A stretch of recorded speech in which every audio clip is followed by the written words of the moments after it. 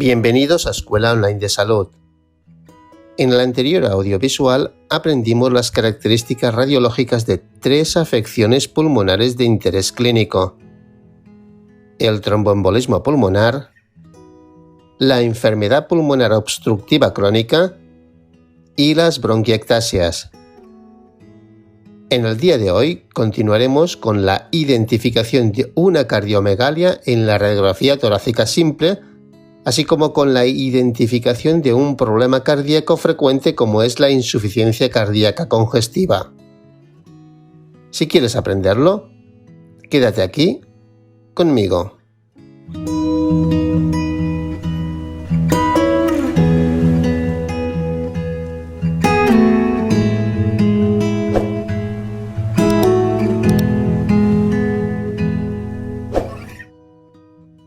En los primeros audiovisuales de esta serie ya explicamos cuál debería ser el tamaño del corazón y las causas técnicas que podían magnificar su tamaño. Explicamos que la mejor manera de evaluar el tamaño del corazón es mediante la radiografía en proyección frontal y en bipedestación. Recordémoslo. Y finalmente, el séptimo punto a analizar sería el corazón y la aorta. Deberíamos valorar la morfología de la silueta cardíaca y el índice cardiotorácico, que es la relación existente entre el diámetro transversal del corazón y el diámetro transversal del tórax, siendo un índice normal aquel igual o menor al 50%. Si es superior, consideraremos una cardiomegalia, siendo este el criterio solo válido si la proyección es en bipedestación, pues en el decúbito puede darnos una imagen falsamente aumentada del corazón. En un dispositivo portátil es más frecuente que la imagen del corazón esté magnificada, pero si se hace con suficiente inspiración, es posible que se pueda llegar a valorar su tamaño. Observemos estas radiografías hechas con un portátil en decúbito supino.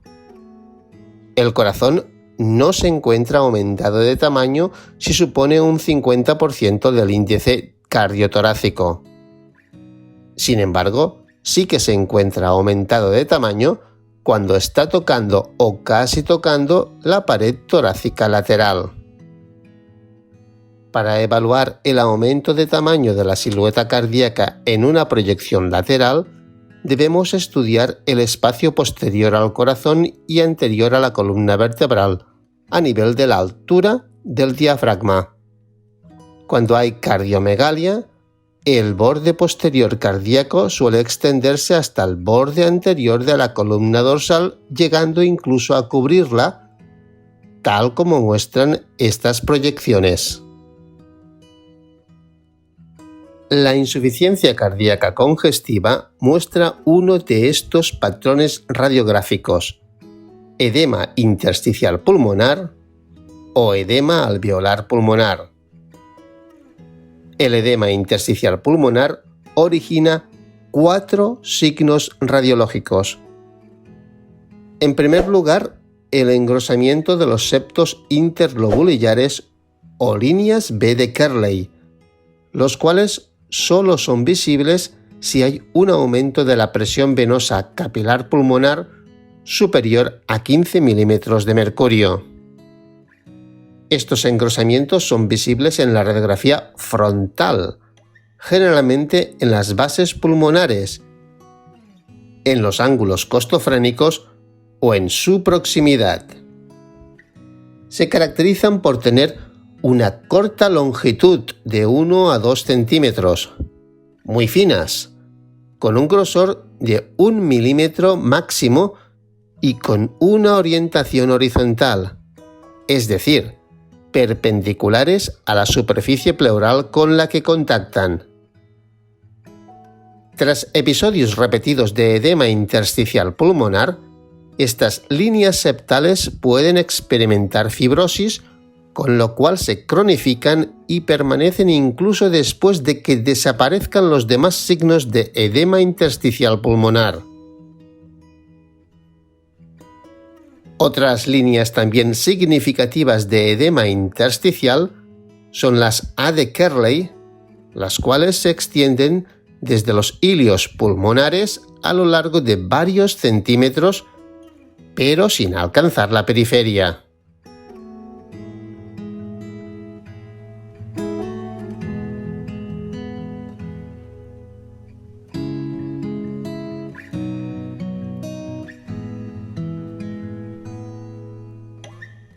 En segundo lugar, el signo del manguito peribronquial. En condiciones normales los bronquios se pueden visualizar en el ilio, pero no en la periferia, pues sus paredes son muy finas. En caso de edema intersticial, el acúmulo de líquido en las paredes bronquiales determina un aumento de grosor de estas paredes, con lo que transversalmente pueden tener el aspecto de un anillo o un donut, el llamado manguito peribronquial. En tercer lugar, la presencia de líquido en las cisuras, que aunque puedan visualizarse normalmente, nunca son más gruesas que una línea trazada con un lápiz de punta fina. En la insuficiencia cardíaca congestiva, el líquido puede acumularse entre las dos hojas de la pleura visceral que forman las cisuras o en el espacio subpleural, es decir, el que hay entre la pleura visceral y el parénquima pulmonar. Este líquido provoca el aumento de grosor y la irregularidad de las cisuras, que son más visibles de lo normal. Y en cuarto lugar, la presencia de derrame pleural, el cual suele acontecer cuando la presión capilar pulmonar supera los 20 milímetros de mercurio. Este derrame pleural suele ser bilateral, pero asimétricos, siendo el lugar de mayor cantidad de derrame el lado derecho. Esto acontece en el 85% de los casos.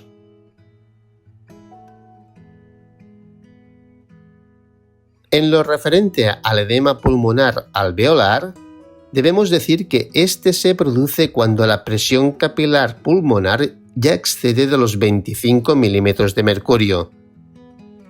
En este momento es cuando el líquido sale de los tejidos intersticiales e invade los espacios aéreos. Este proceso da lugar al edema alveolar pulmonar, si bien casi siempre se identifica simplemente como edema pulmonar sin el término alveolar. El hallazgo radiológico principal y fundamental en el edema alveolar sería la presencia de densidades algodonosas, mal delimitadas y parcheadas en los espacios aéreos, generalmente de localización central, dando un aspecto y patrón denominado clásicamente en alas de mariposa.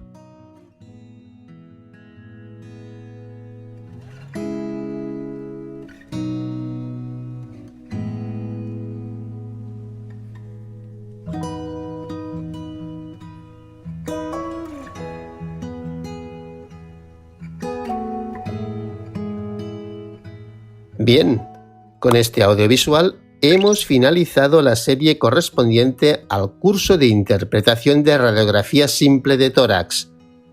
Esperemos que los audiovisuales hayan cubierto las expectativas que os habíais marcado. Nos vemos en próximas series de audiovisuales de Escuela Online de Salud.